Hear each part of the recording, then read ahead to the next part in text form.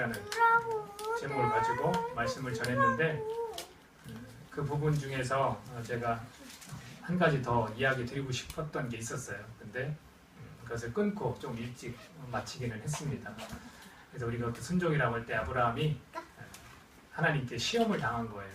근데 그 시험은 나쁜 뜻의 된 시험이 아니라 하나님께서 그 아브라함을 더욱더 성장시키기 위해서, 성숙시키기 위해서 그런 시험을 하셨어요. 그래서 100세에 정말 느지막이 자신들은 믿어지지 않지만 하나님의 명령을 듣고서 뒤에서 웃었지만 실제로 하나님 그 약속을 지키셨고 그 아이들을 주셨어요. 그리고 그 아들이 정확한 나이는 모르지만 걸을 수 있고 짐을 들 수 있을 정도, 아마 청소년 시기인 것 같아요. 그때까지 같이 잘 크다가 하나님께서 그를 통해서 시험을 하시려고 아들을 나에게 바쳐라, 번제물로 드려라, 그렇게 이야기를 하셨죠. 그리고 3일 동안 같이 걸어갔죠. 그리고 최종적으로 모리아산에 도착했을 때 종들한테 너네 여기 있어라, 나는 내 아들과 가서 하나님께 예배를 드리고 오겠다라고 이야기를 합니다.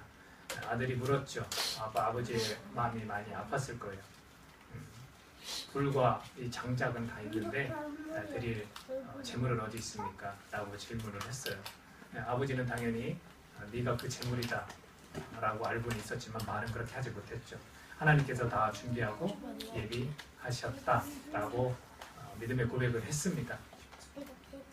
그 믿음의 고백을 통해서 순종하는 아브라함, 믿음의 조상 아브라함이라는 소리를 우리가 하고 있는데 오히려 믿음의 조상이라는 소리 많이 들어서 더 순종하는 아브라함에 대해서 잘 못 들었을 거예요. 그렇게 함으로써 그 아들을 잃지 않고 다시금 그 아들을 안을 수 있는 그런 일이 생겼습니다. 그 말씀 가운데 히브리서 19장에 보면 이 이야기를 설명하고 있습니다. 이 이야기를 어떻게 설명하고 있냐면 그가 하나님이 능히 이삭을 죽은 자 가운데서 다시 살리실 줄로 생각한지라. 비유컨대 그를 죽은 자 가운데서 도로 받은 것입니다. 성경은 이렇게 이야기하고 있습니다. 다시 말하면 용기라는 것이 하나님께서 명령을 하실 때 용기라는 것이 필요합니다. 그리고 갈등 상황 속에서 언제나 우리가 고민을 한다고 인간의 그 마음 가운데서는 도대체 내가 이 말씀을 어떻게 순종을 해야 되지? 정말 해야 되는 거야 말아야 되는 거야? 이렇게 충분히 갈등할 수 있다고 했습니다. 그런데 이 순종이 주는 또 다른 귀한 유익이 있어요. 그것은 뭐냐면 번어겐, 거듭남이에요. 다시 살아나는 거예요. 순종을 통해서 우리가 용기를 내서 순종을 했을 때 다시 살아나는 거예요. 그래서 자기 아들이지만 이 아들은 죽었다가 다시 살아난 자로 그렇게 여기는 거예요. 내 아들은 죽었다. 그러나 이제 다시 태어났다. 하나님께서 그 약속한 아기로 태어난 것이 아니라 청소년 시기지만 죽었다가 다시 태어났다는 거예요. 순종은 이와 같은 거예요. 여러분들 하나님 말씀에 순종하면 우리가 어떤 경험을 하냐면 내가 다시 태어나는 경험을 하는 거예요. 나는 어렸을 때 엄마 뱃속에서 태어났는데 그건 니고데모와 같은 지식인들이나 이야기할 수 있는 그런 이야기예요. 실제로 우리는 누구나 다 죽었다가 다시 태어나는 그 거듭남을 경험해야 됩니다. 그랬을 때 전제되어지는 것이 뭐냐면 순종해야 됩니다. 순종하지 않으면 우리가 거듭남을, 다시 태어남을 경험할 수가 없게 된다는 거죠. 그래서 우리가 갈등 속에서 용기를 내야 되는 것도 이야기 드렸지만 실제로 그 순종을 통해서 그 용기, 갈등 속에서 내가 순종했을 때 거듭남을 우리가 경험할 수 있다는 거. 그거는 여러분 자신뿐만이 아니라 내가 순종함으로, 아브라함의 순종함으로 아들이 죽었다가 다시 태어난 것처럼 내가 순종함으로 우리 가족 중에서도 우리 지인들 누가 될 수 있습니다. 내가 순종함으로 그 사람이 다시 태어날 수 있다는 거. 그거를 여러분 꼭 기억하시길 바라고요. 오늘 말씀은요, 공동체를 향한 그런 순종에 해당된다고 볼 수 있습니다. 고린도전서 12장 12절부터 27절까지 보도록 할게요. 서준이 떠들면 안 되는데, 서준이 예배 잘 드리면 아빠가 뭐 주는데, 김서준 기억해요? 네. 기억하는구나. 예배 잘 드릴 수 있죠? 은쌤이 담준이는 예배 잘 드리죠? 그지? 은쌤이 담준이는 아빠가 뭐를 주머니에 있는 걸 주지 않아도 예배 잘 드릴 수 있죠? 이것 때문에 예배 잘 드리는 거 아니죠? 소리 나요? 자, 비타민. 자, 서준이 예배 잘 드릴 수 있어요? 네. 서준이는 비타민 때문에 예배 잘 드리는 거죠? 네. 별거 아닌 것 같지만 여러분, 신앙도 똑같아요. 어린애가 된 신앙은 다른 거에 관심이 있어요. 근데 성숙한 신앙인은 하나님을 사랑해서 예배도 잘 드리고 말씀도 잘 듣고 그러는 거 아니겠나요? 하나님 말씀 같이 읽도록 할게요. 고린도전서 12장 12절부터 27절까지 교도하도록 하겠습니다. 고린도전서 12장 12절 제가 먼저 읽습니다. 몸은 하나인데 많은 지체가 있고 몸의 지체가 많으나 한 몸인과 같이 그리스도도 그러하니라. 우리가 유대인이나 헬라인이나 종이나 자유인이나 한 성령으로 세례를 받아 몸에 들었고 한 성령으로 세례하였느니라. 부탁드릴게요. 다음부터 세례를 침례교회입니다. 우리 전사님이 침례교회를 아주 좋아하는데 침례를 읽으시면 좋을 것 같아요. 설교를 할 때 설명할 때 제가 두 개다 사용을 하겠습니다. 몸은 한 지체뿐만 아니요 여럿이니 만일 발이 이르되 나는 손이 아니니 몸에 붙지 아니하였다 할지라도 이로써 몸에 붙지 아니한 것이 아니요. 또 귀가 이르되 나는 눈이 아니니 몸에 붙지 아니하였다 할지라도 이로써 몸에 붙지 아니한 것이 아니니 만일 온몸이 들리면 듣는 곳은 어디며 온몸이 듣는 곳이며 냄새 맡는 곳은 어디냐. 그러나 이제 하나님이 그 원하시는 대로 지체를 각각 몸에 주셨으니 만일 한 지체뿐이면 몸은 어디냐. 이제 지체는 많으나 몸은 하나라. 눈이 손가락에가 너를 쓸데없다거나 또한 머리가 발가락에가 너를 쓸데없다 하지 못하리라. 그뿐 아니라 더 약하게 보이는 몸의 지체가 도리어 요긴하고 우리가 몸에 덜 귀히 여기는 그것들을 더 귀한 것들로 입혀주며 우리의 아름답지 못한 지체는 더 아름다운 것을 얻느니라. 그런즉 우리의 아름다운 지체는 그럴 필요가 없느니라. 오직 하나님이 몸을 고르게 하여 부족한 지체에게 귀중함을 더하사 몸 가운데서 분쟁이 없고 오직 여러 지체가 서로같이 돌보게 하셨느니라. 만일 한 지체가 고통을 받으면 모든 지체와 함께 고통을 받고 한 지체가 영광을 얻으면 모든 지체가 함께 즐거워하느니라. 너희는 그리스도의 몸이요 지체의 각 부분이라. 아멘. 여러분 퀀텀 리프라는 말을 들어보셨어요? 퀀텀 리프. 폭발적인 성장을 말해요. 퀀텀 리프. 그것은 우리가 대나무에서 흔히 그 이야기를 하는데 대나무를 보면 처음에 땅을 고르고 씨를 심습니다. 그리고 물과 거름을 주고 관심을 쏟아요. 근데 첫 해 아무런 변화가 없습니다. 둘째 다음에 아무런 변화가 없습니다. 세 번째 해에 30cm의 죽순이 자라요. 그리고 네 번째가 됐습니다. 30cm 그대로 아무런 변화가 없이 있습니다. 근데 놀라운 것은 다섯 번째 해를 지나서 폭발적인 성장을 시작을 합니다. 대나무는 그 마디마디마다 생장점이 있어서 하루 1m씩 자란다고 해요. 하루에 1m. 그래서 아마도 이 촬영을 하면 이 자라는 그 모습을 쉽게 발견할 수 있을 겁니다. 눈에 보이지 않는 땅 속에서 그 대나무는 5년간 뿌리 내림이 쭉 있는 거예요. 그래서 아무리 바람이 세게 불어도 대나무는 쓰러지지 않는 거예요. 이런 것을 통해서 알 수 있는 것이 뭐냐면 저는 우리 교회도 마찬가지라고 생각을 해요. 지금 이제 3년 지났습니다. 이제 죽순이 30cm 올라온 것처럼 작은 변화만 우리가 볼 뿐이에요. 그리고 4년이 지납니다. 아무런 변화가 없이 그대로일 수 있습니다. 하지만 제가 기대하기는 교회도 인내가 필요한 것이고 또 하나님이 바라시는 게 분명히 있을 거예요. 5년이 지났을 때 우리 교회는 어쩌면 그 대나무처럼 폭발적인 성장을 할 수 있을지도 모르겠습니다. 하지만 우리가 그 기간 안에 그럼 무엇을 해야 되냐? 뿌리를 깊이 내리는 그런 일들을 우리가 해야 되는 거예요. 주님 안에서 그렇게 견고한 믿음으로 우리가 준비되어지고 그렇게 해나가는 것, 그것이 필요합니다. 이를 위해서 우리는요 기다려야 되는 거예요. 기다려야 되고요. 그리고 노력해야 돼요. 내 신앙이 정말로 하나님 앞에 올바르기를 위해서 노력해야 되는 거예요. 그리고 무엇이 필요한가 하면 순종이 필요합니다. 하나님 앞에 순종하는 것이 필요해요. 우리 교회는, 우리 공동체는 무엇에 순종을 할까? 이거에 대한 이야기를 좀 해보려고 합니다. 제가 월요일 날 한 목사님으로부터 귀한 설교 말씀을 들었어요. 그 목사님은 거의 40년 넘게 목회를 했어요. 그리고 지금 현재 개척을 해서 2년 정도 지났습니다. 한 교회에서 30년 6개월을 마치고 새로 개척을 하셨어요. 근데 그 이야기를 들려주시더라고요. 이 목사님이 처음 시작은 현충원 안에 있는 교회에서 시작을 했어요. 결혼도 안 하고 신학생 때 시작을 했어요. 그리고서 거기에서 복음을 전하는 일을 계속 했는데 자기 목숨의 위협을 받고 병이 치료가 되고서 이제는 내가 죽었다 다시 살아났다. 언제 죽을지도 모른다라는 마음으로 목회를 하셨대요. 그래서 그 현충원 안에 시골에 있는 분들만 계신 곳에서 열심히 목회를 해서 그 동네 분들이 거의 다 오셨대요. 그래서 그 놀라움을 지금도 금치 못하시는 게 내가 한 것이 아니다. 정말 하나님의 은혜로 그렇게 했던 것 같다. 그래서 만약에 동네 분들이 예배를 안 오시잖아요. 그러면 예배 안 드렸대요. 그리고 직접 찾아갔대요. 그리고 그 부엌이나 어디가 곁에서 서 계셨대요. 어르신 얼른 오세요. 어르신이 안 계셔서 예배를 못 드리겠어요. 왜 그렇게 했는지 모르겠대요. 지금 같아서는 그렇게 못할 것 같다는 그런 얘기를 하시더라고요. 열심히 목회를 하시고 부산으로 가셨대요. 부산으로 가셔서 그곳에서 다시 교회를 시작을 하는데 9년 동안 열심히 하셨대요. 그래서 150명, 200명까지 됐대요.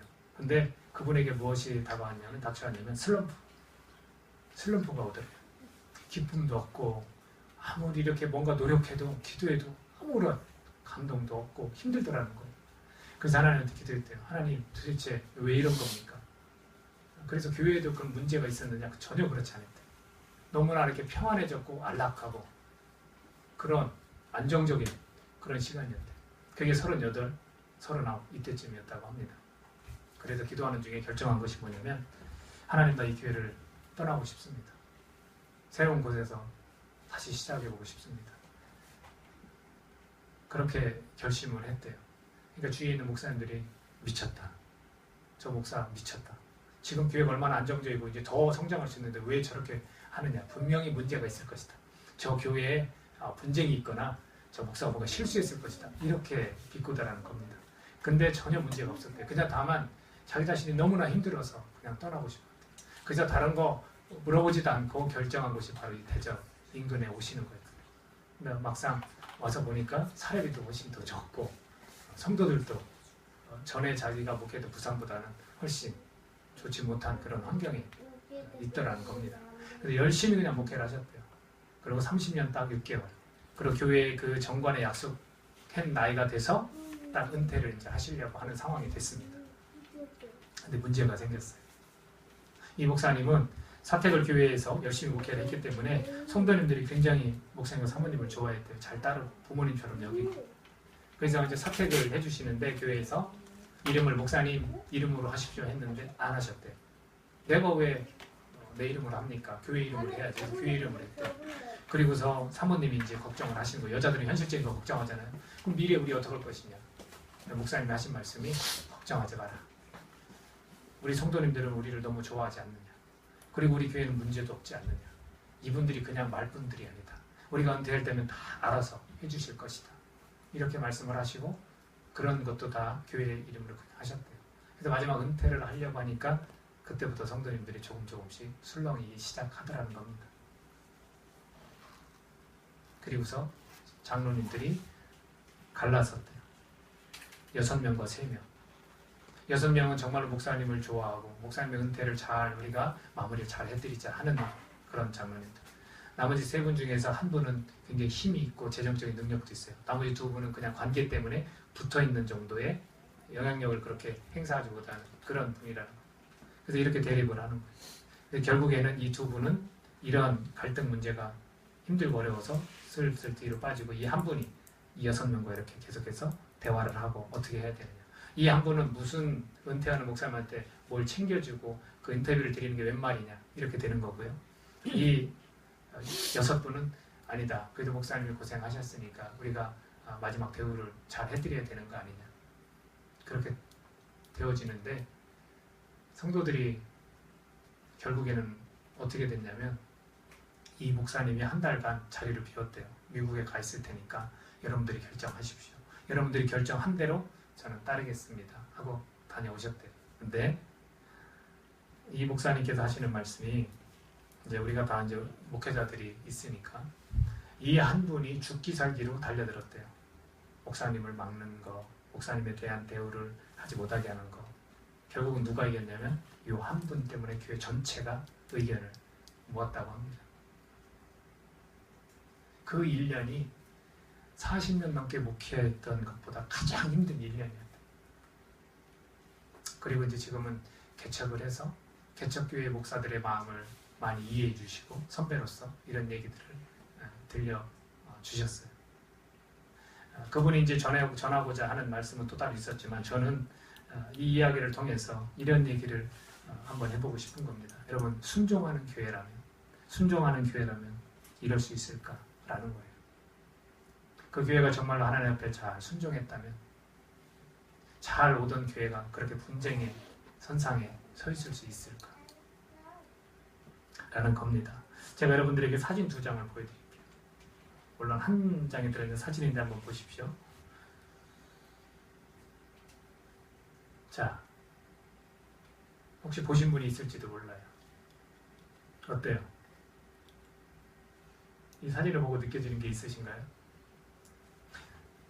저 길로, 위의 길로 가는 게 편할까요? 밑에 길로 가는 게 편할까요? 어느 게 쉬운 것 같아요? 네?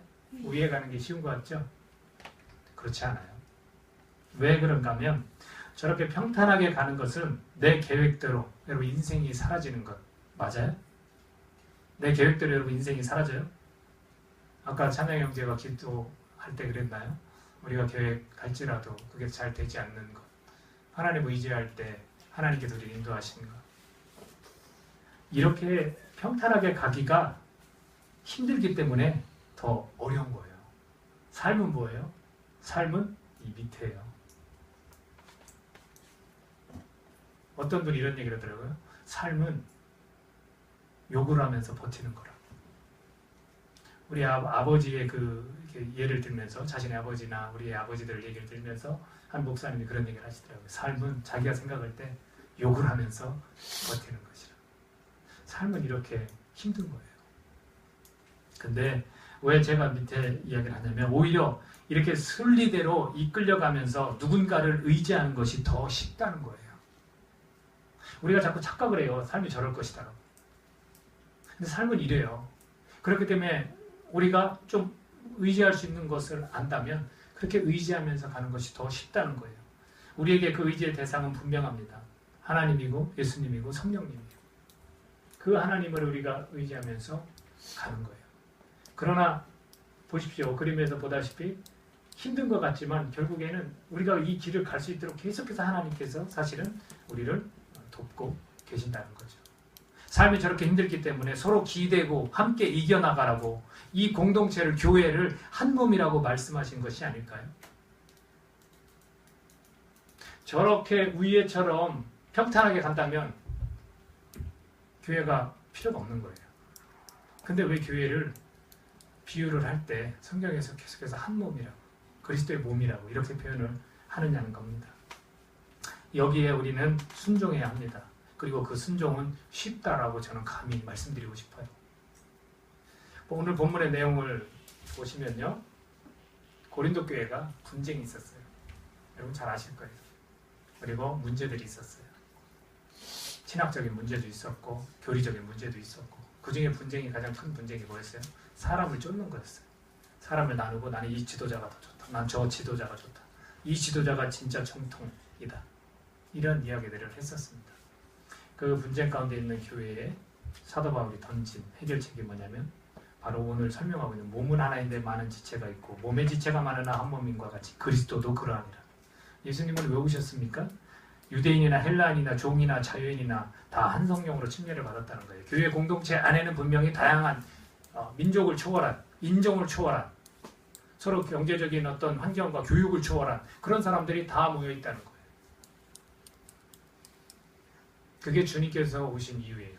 그리고 주님께서 오셔서 새로운 공동체를 만드신 것. 유대인들의 그 율법을 깨고 완성하신 거죠. 사실은 정확히 이야기하자면. 완성하시고 사랑의 공동체를 다시금 만드신 거예요.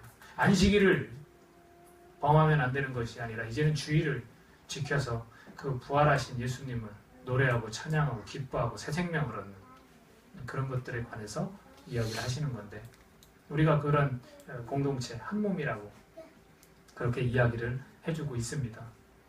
그리고 몸은 한 지체뿐만 아니라 여럿이다. 만일 발이 이르되 나는 손이 아니니 몸에 붙지 아니하였다 할지라도 몸에 붙지 아니한 것이 아니라는 거예요.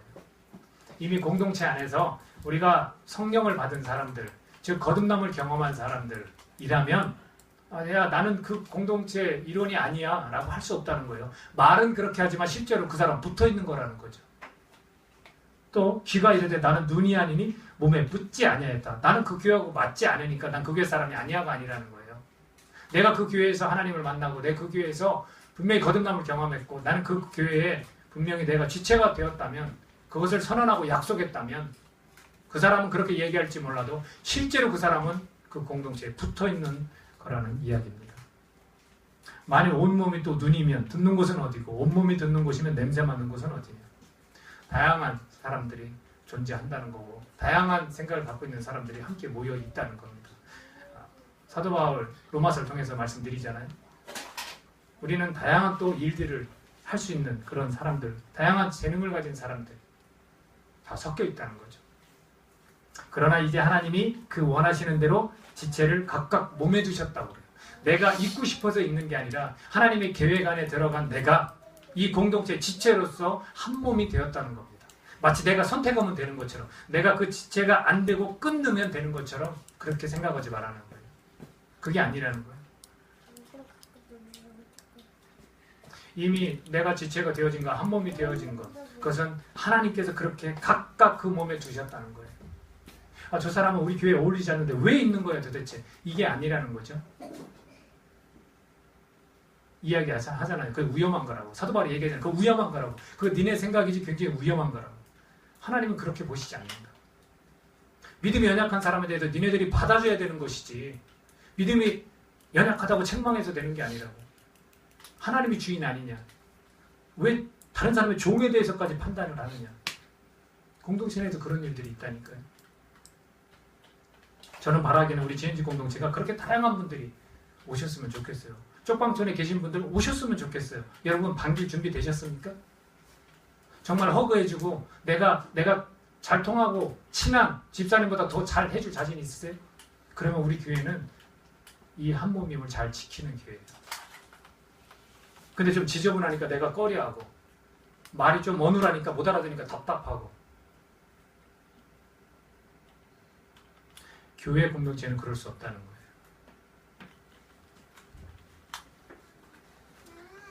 만일이요 다 한 지체뿐이면 몸은 어디냐. 이건 무슨 얘기인지 아시죠? 다 비슷한 사람끼리 모여서 끼리끼리 있으면 그게 무슨 소용이 있냐는 거예요. 이렇게 이야기합니다. 21절에 보니까 눈이 손더러 내가 너를 쓸 데가 없다 하거나 또한 머리가 말더러 내가 너를 쓸 데가 없다 하지 못하리라. 그뿐 아니라 더 약하게 보이는 몸의 지체가 도리어 요긴하다는 거예요. 하찮게 보이지만 별거 아닌 것 같은 사람이지만 그 공동체의 지체로 하나님께서 두셨다는 거예요. 그러면서 표현하는 단어가 뭐예요? 요긴하다는 거예요.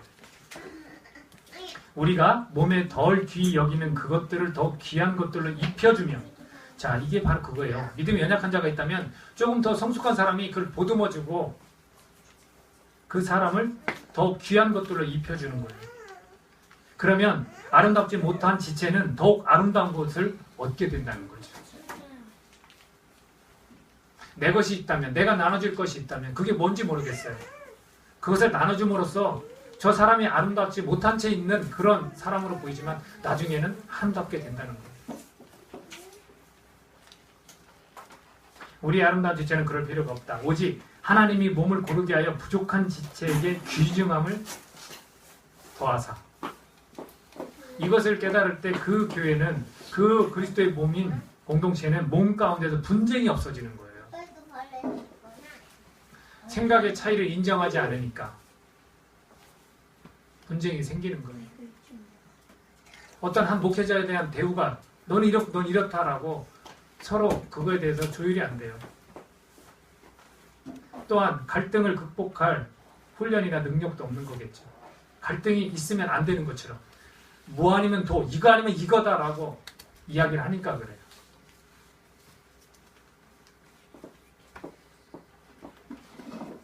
오직 여러 지체가 서로 같이 돌보게 하셨다는 거죠. 약한 자가 없으면 누가 누구를 돌봐요? 약한 자가 있는 거, 아름답지 못한 사람이 있는 거, 그것은 우리가 돌봄을 통해서 그 사람이 더 아름다워지고 더 귀중해지기 위해서. 교회 가면 그런 것들이 좀 아쉽지 않습니까?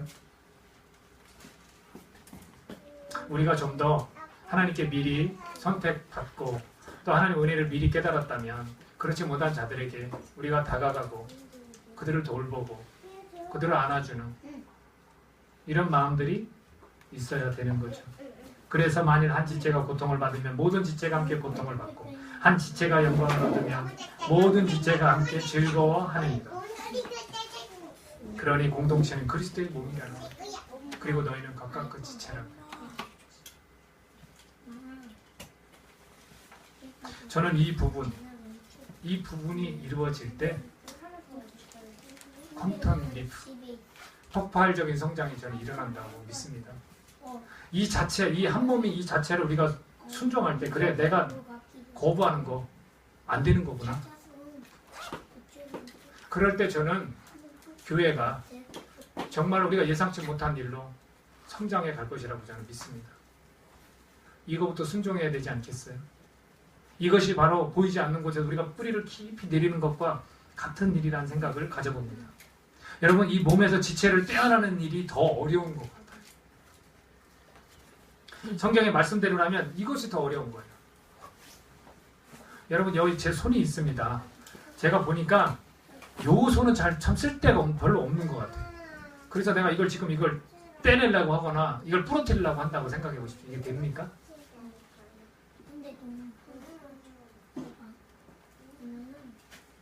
우리가 하나님의 말씀을 정말 잘 지키고 싶고 그것을 하나님의 명령으로 받아들인다면요, 이런 비유로 말씀하시는 그리스도의 몸이라는 거 우리 지켜야 되는 거예요. 이거는 인체고 여기는 이렇게 각각 별개의 사람들이 모인 건데 어떻게 그걸 같게 여깁니까? 이렇게 말하면 하나님의 말씀은 도대체 뭡니까?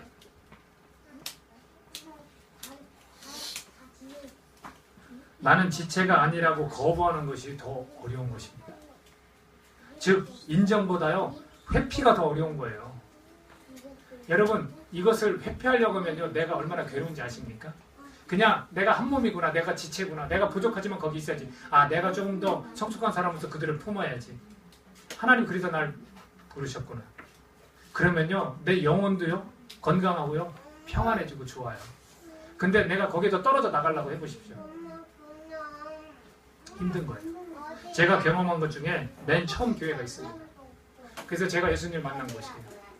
예수님을 만난 곳이면요 다 쏟고 싶더라고요.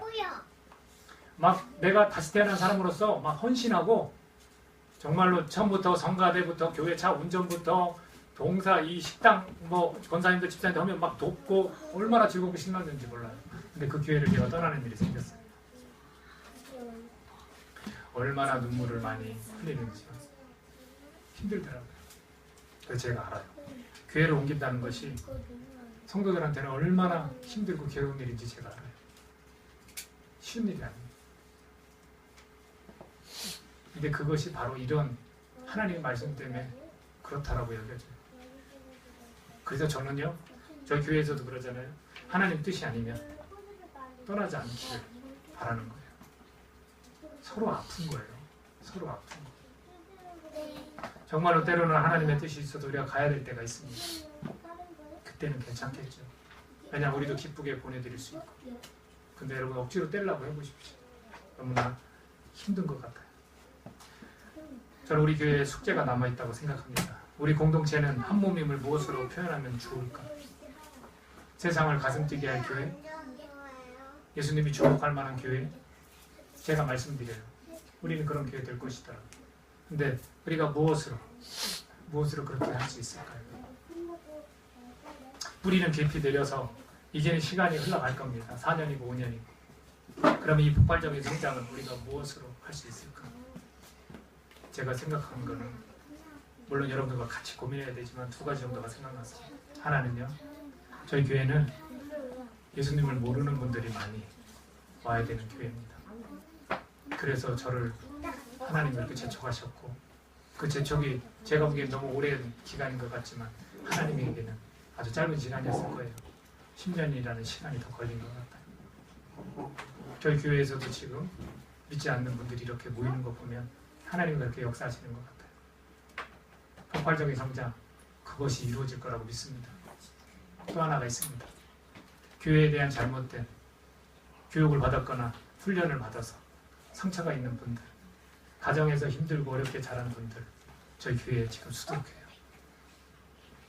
제가 일일이 다 여러분들 보면 물론 건강하고 이게 숨기는 가정에 자란 분들도 있지만 그렇지 않아요.